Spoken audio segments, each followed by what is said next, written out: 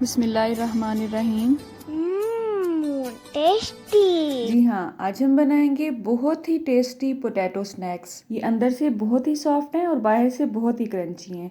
आप इनकी क्रंच की आवाज़ महसूस कर सकते हैं।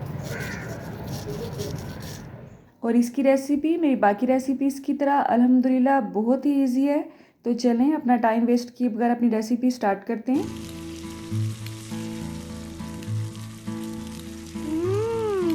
टेस्टी। तो इसके लिए जो आलूओं की हम कटिंग करेंगे वो हमने फ्राइज़ की तरह बहुत बारीक नहीं करनी है, बल्कि इसको हम थोड़ा सा डिफरेंट स्टाइल में काटेंगे।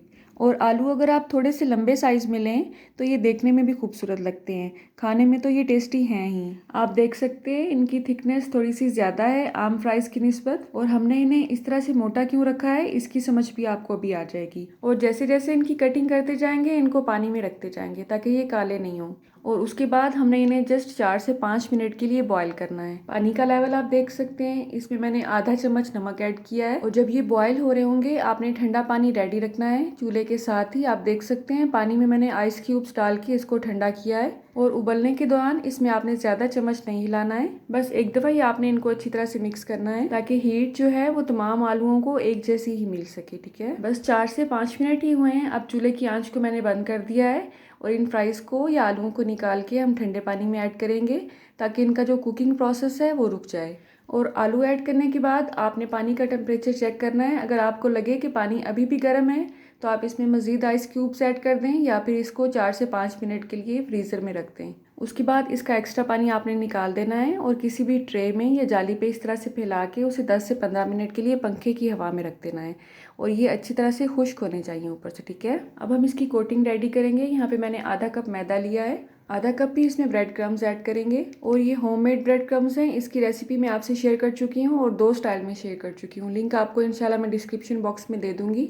अब इसमें हम स्पाइसेस ऐड करेंगे। 1 चम्मच लहसुन का पाउडर, आधा चम्मच नमक, आधे चम्मच से थोड़ा सा ज़्यादा चिकन पाउडर, 1 चम्मच काली मिर्च का पाउडर, 1 चम्मच ही चिली फ्लेक्स लिए हैं इसमें मैंने, 1 चम्मच चाट मसाला और 1/4 चम्मच के हिसाब से अजवाइन ऐड करेंगे। आप इसमें ओरिगेनो पाउडर भी ऐड कर सकते हैं या अपनी पसंद के हिसाब से कोई भी हर्ब अच्छी तरह से मैश करने के बाद इसमें ऐड कर सकते हैं। ठीक है, अब इन तमाम अज्जा को हम बहुत ही अच्छी तरह से मिक्स कर लेंगे। मिक्स करने के बाद इसे हम साइड पे करेंगे और एक और बाउल लेंगे और यहाँ पे हम लेंगे आधा कप बेसन। आप इसकी जगह पे मैदा भी ले सकते हैं। असल में इसे हम आलूओं को डिप करने के लिए रेडी करेंगे, तो इसमें हम थोड़ा थोड़ा सा पानी डाल के इसको मिक्स करते जाएंगे और ऐसा बैटर रेडी करेंगे जो ना बहुत ज़्यादा गाढ़ा हो और ना ही बहुत ज़्यादा पतला हो। आप देख सकते हैं ये कुछ इस किस्म का रेडी होना चाहिए। ठीक है, और अल्हम्दुलिल्लाह यहाँ पे आलू हमारे ड्राई हो चुके हैं, इनके ऊपर जो एक्स्ट्रा पानी था वो खुश्क हो चुका है। और अगर आप इन्हें जल्दी फ्राई करना चाहते हैं तो आप इन्हें पेपर टॉवल पे या किचन टॉवल पे फैला के अच्छी तरह से पैट ड्राई भी कर सकते हैं। ठीक है, अब इनको कोट करने का सही तरीका क्या है आप देख सकते हैं। जिस हाथ से आपने इनको बेसन में डिप करना है उस हैंड से आपने इस पे कोटिंग नहीं करनी है बल्कि दूसरे हाथ से करनी है। उसकी रीज़न क्या है, क्योंकि हमारा एक हाथ गीला हो चुका होता है, तो जब हम उसी हाथ से ब्रेड क्रम्स उठाते हैं तो बहुत ज़्यादा ब्रेड क्रम्स आपके हाथ पे लग जाते हैं और ज़ाया हो जाते हैं। और ज़ाया होने के साथ साथ इसकी कोटिंग में भी मसला होता है। अक्सर चीज़ें हम अंडे में डिप करके बाद में ब्रेड क्रम्स में भी कोट कर रहे होते हैं, तो उसका तरीका भी यही है। आप इस तरीके को ज़रूर आजमाइएगा, इंशाल्लाह आपको बहुत आसानी फील होगी। इसी तरह से हम सारे आलूओं को कोट कर लेंगे।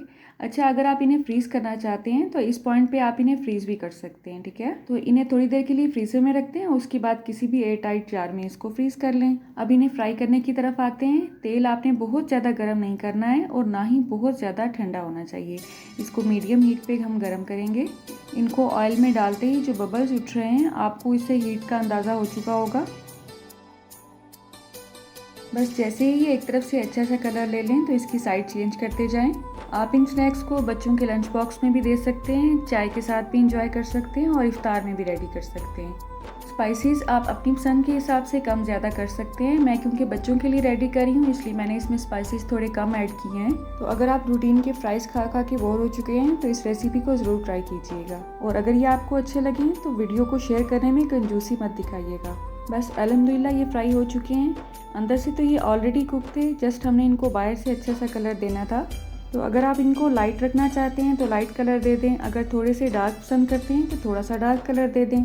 तो इस रमज़ान नेक्स्ट इफ्तार में इसे ज़रूर ट्राई करें।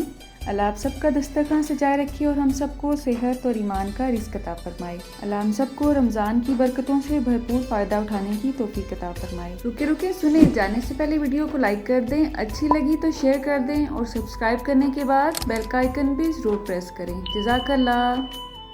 मेरी नेक्स्ट वीडियो तक अल्लाह हाफ़िज़।